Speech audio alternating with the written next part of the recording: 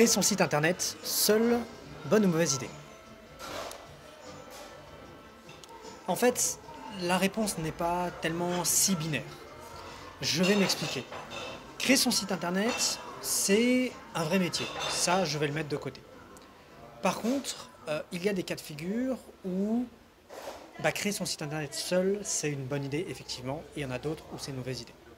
Je m'explique. Je vais prendre deux cas différents.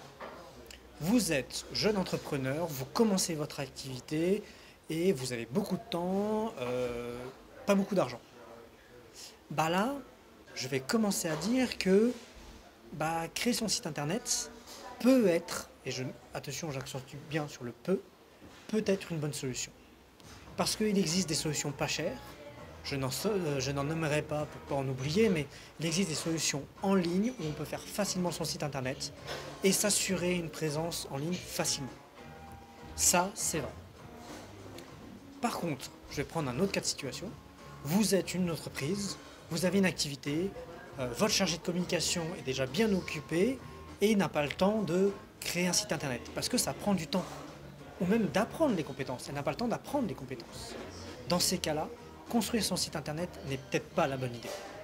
Et là, à ce moment, surtout si vous avez une activité qui est florissante et auquel un site internet pourrait apporter quelque chose, le faire avec une agence spécialisée peut être vraiment, vraiment très utile. Alors attention, il y a quand même une chose qu'il faut prendre en compte.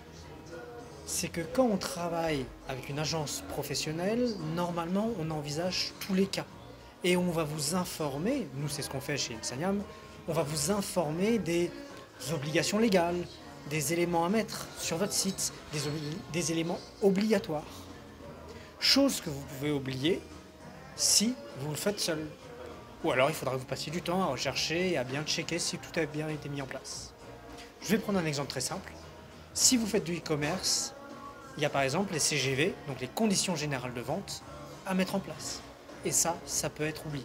Donc voilà, j'espère que j'ai répondu à la question et que vous avez maintenant votre réponse.